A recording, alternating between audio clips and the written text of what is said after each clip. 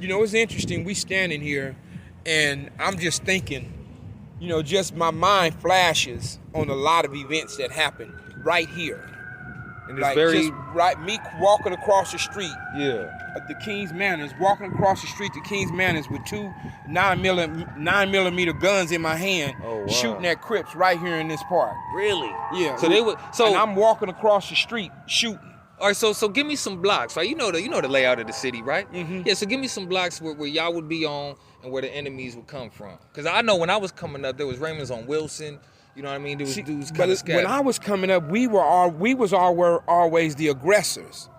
Now, the reason why this incident happened here in the park is because we invited some homies that was Bloods, and at that time, they used to have those Nissan trucks. Everybody was rolling those little Nissan trucks, and they make them low, and it was a whole crew of them. Right, and Pt.5. Right, they was doing all that. So we invited some homies here, and the Crips found out that it was a bunch of Bloods down here. The Raymond Crips found out. So they came. They parked their car down the street, got out their car, and started walking up shooting. Oh, wow. Right?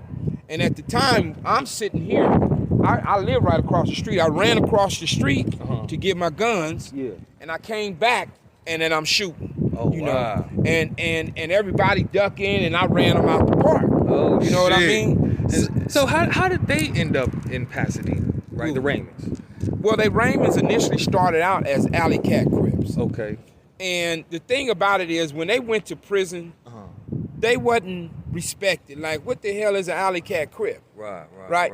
So it was just so happened that they lived their alley where they was at was right next to Raymond Street.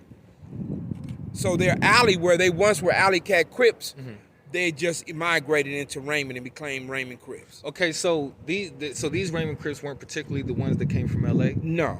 It was the complete different factions? Yeah. Oh, yeah, okay, interesting.